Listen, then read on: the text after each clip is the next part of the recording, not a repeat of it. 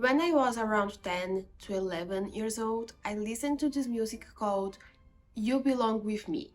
And from that moment on, I was doomed to being a Swiftie.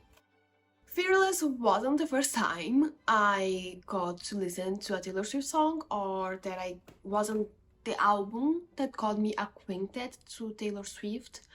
I actually started listening to Taylor Swift in her debut era. When I was scrolling to TikTok and I stumbled onto this post by this user called Bina, where basically there are suggestions of books based on Taylor Swift albums, and I was like, yes, give me that, because it's Taylor Swift, and we might or might not be in a cult, but I'm not complaining because it's Taylor Swift. So I believe this was the first light, but the first light was Reputation, and the thing about Reputation is that I always knew I liked Reputation, but recently Spotify released a way, or at least it appeared on my homepage, where you could figure out statistically what are the albums from Taylor Swift you listen to the most, and statistically the album I listen to the most is Reputation. And then when I saw the options for this book in the slide, like, yes, give me that, because why was I intrigued by every single book in this list? The list included Bunny by Mona Awad, Eileen by Otessa Moshfegh, Sharp Objects by Gillian Flynn, My Sister the Serial Killer, and then we have Gone Girl. I wanted to read all these books, but there were 2 other albums, so basically, let me finally introduce you to the concept of this video, even though it is already in the title. In this video, I will be reading and reviewing with you books with the same vibe as Taylor Swift albums. So one of those Taylor Swift albums will be Reputation. But I was looking at these books and I was wondering which one do I want to read the most right now. And that would be... oh!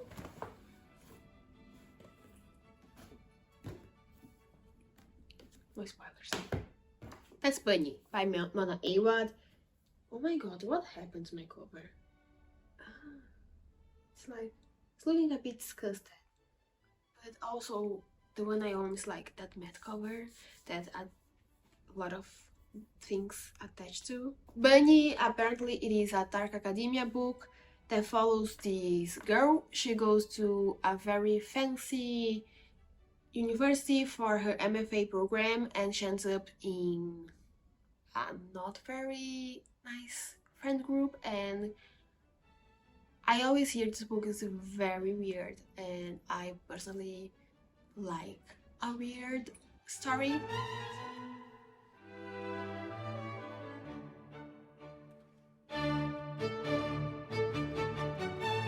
But I got smarter, I got harder in the nick of time.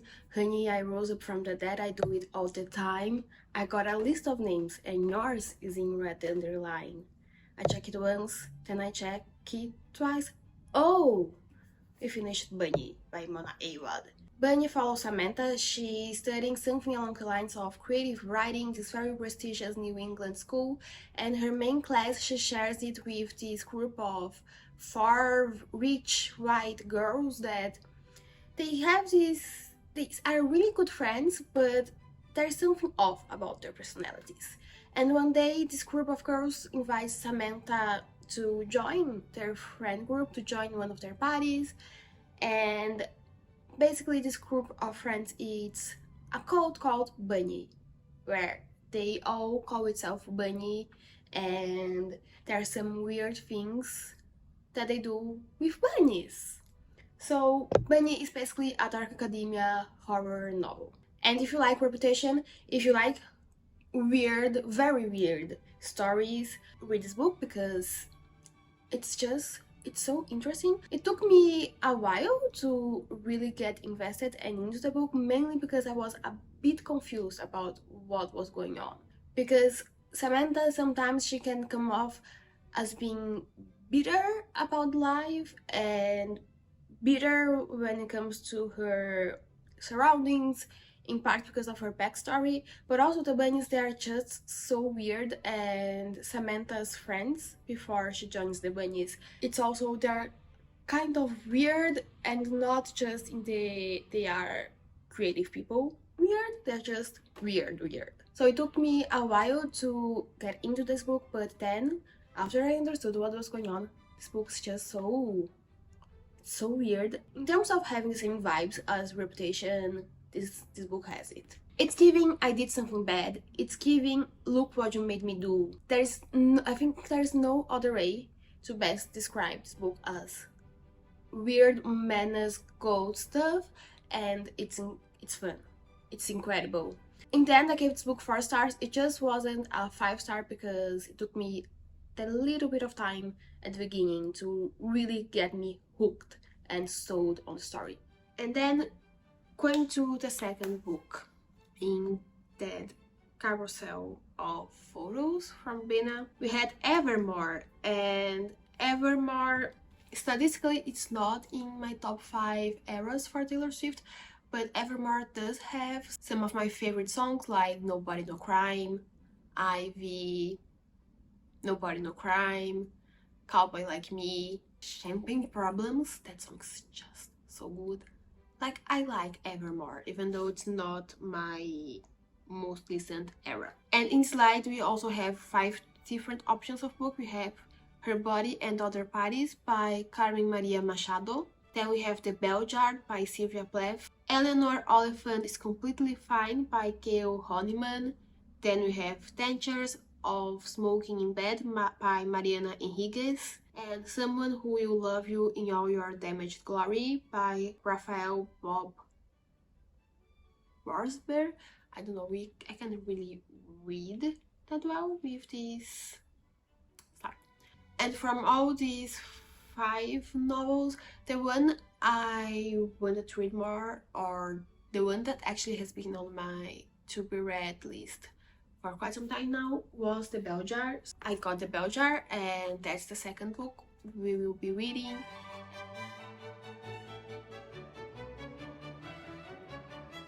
So I finished reading The Bell Jar, so yeah. And I understand why this book's a classic. I think this book has a place in being a classic. Did I enjoy it? Kind of. I like the writing, I like the storytelling, but honestly the story, I think it didn't connect with me as much as I thought it would. I think maybe it's because the main character, Esther, she's just so unlikable. And also this book, it does talk about feminism, but it is a very white feminist from the United States in the 1960s. So while some of the things this book talks about, they do still have a place today and they should be discussed today, a lot of it is kind of outdated. The same with mental health. I think it's an important discussion to have even today, the topic, and at the time I imagine this being quite an important book, or maybe a revolutionary book in a way, because of the way it approaches mental health and depression and anxiety. And I think this book also got a little bit better, to be honest. The beginning of the book the first chapters were really interesting. The ending was also interesting. It definitely didn't finish the way I was expecting to finish, but yeah, overall I gave this book a 4 stars. Again, maybe it may sound surprising by the way that I'm talking, but I just expected more of this book and expected to connect more with the book than I did. But let's also give credit where credit is due. This book has an amazing first sentence. Let me read it for you. Chapter 1. It was a queer, sultry summer, the summer they electrocuted the Rosenbergs, and I didn't know what I was doing in New York. How can you not be compelled to continue reading this book after that first sentence? Why were the Rosenbergs electrocuted, And why didn't you know what you were doing in New York? And why was the Rosenbergs being electrocuted such an important part for you? Something that caught your attention that much?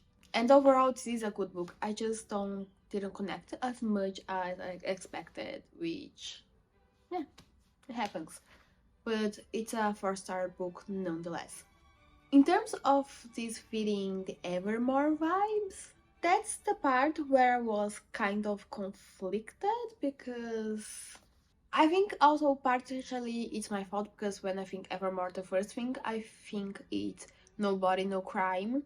The first thing that comes to my mind when I think of Evermore, it's good thing my daddy made me get a boating license when I was 15, and I cleaned enough houses to know how to cover up a scene.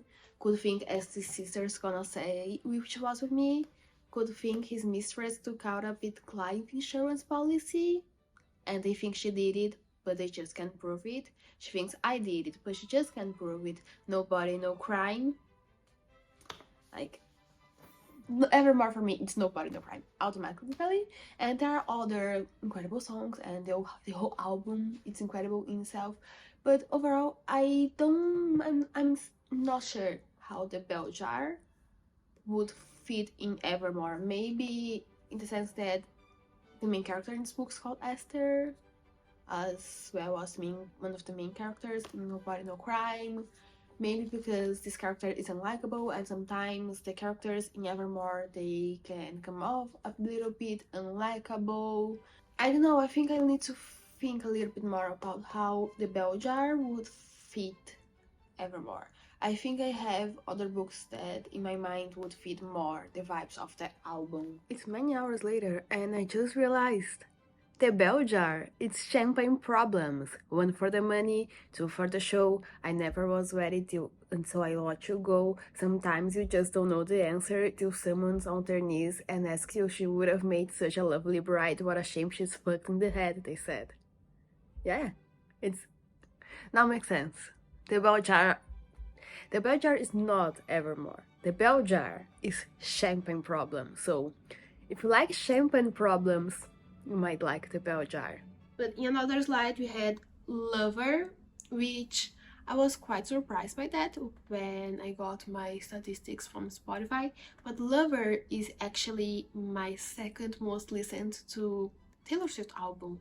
And honestly, I'm not sure why I'm so surprised. Lover, there are so many songs I love so much, like Death by a Thousand Cuts, Cruel Summer, Daylight, Afterglow, Cornelia Street.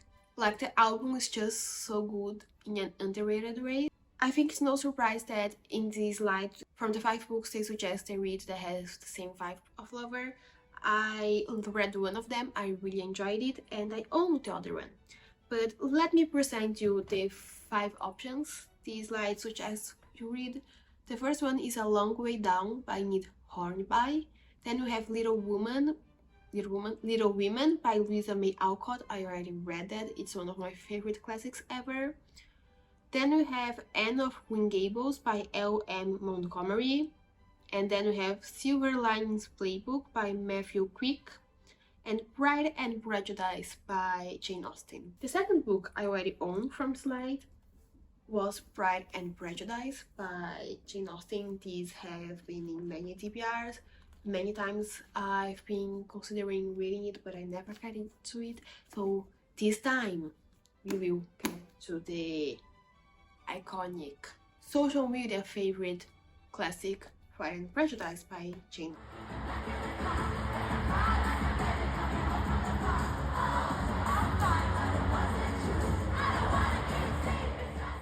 I also just finished Pride and Prejudice by Jane Austen, and this book is Lover personified. I do agree with that slide. This book is Lover. This book is the song Lover. This book is I Think He Knows. This book is Daylight. If you haven't read Pride and Prejudice, or for some reason you don't know what Pride and Prejudice it's about, basically we follow these 2 sisters, Jane and Elizabeth, mainly Elizabeth. It takes place in the 1800s, late 1800s England, and Jane and Elizabeth, they are part of this upper middle class family, and they are looking to get married as women in the late 18th century were meant to do.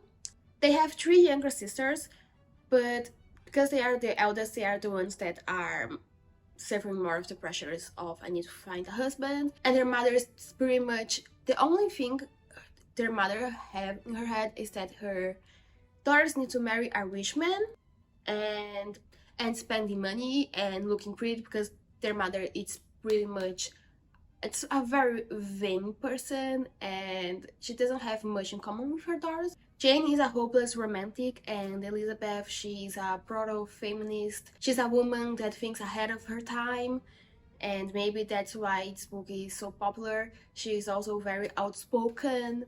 So basically, her daughters are very opposite from her. And at the beginning of the book, we have Jane meeting Mr. Bingley. He is this rich man that moves temporarily to the small town they live in, and there is something going on between Jane and Mr. Bingley. Elizabeth, on the other hand, she doesn't have a love at first sight situation. There are some men she flirts with throughout the book, but there is this one man, which if you haven't lived under a rock for the past 5 years, you know Mr. Darcy, where she basically, it's kind of, they keep bickering and offending each other. And if you like enemies to lovers, read Pride and Prejudice, you will adore this book. If you like romance novels, you will adore this book. If you like good storytelling, you will adore this book. And sorry to spoil a book that is very old and was written over a century ago, but Elizabeth ends with Mr. Darcy. And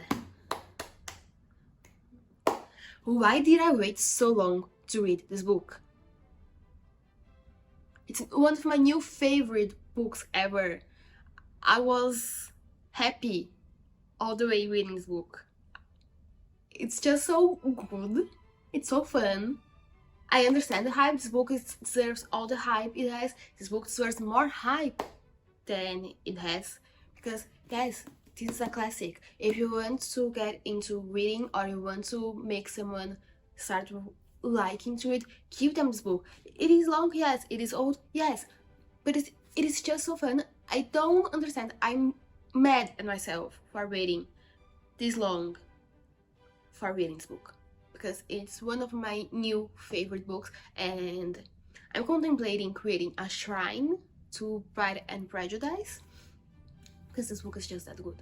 This book is Lover, and Lover is statistically my second favorite Taylor Swift album, but also this book's just so fun. It takes place over a century ago. This is what Bridgerton wanted to be. And granted, I only read one of the books from Bridgerton, but I did watch the TV series, and I think the Netflix series is really, really fun. But this book, Pride and Prejudice, this is what my faith Bridgerton wanted to be, because I'm in love with a book, and it's called Pride and Prejudice. Unsurprisingly, Pride and Prejudice, it's a 5-star book, and it is my favorite book of the year. It just dethroned Jane Eyre.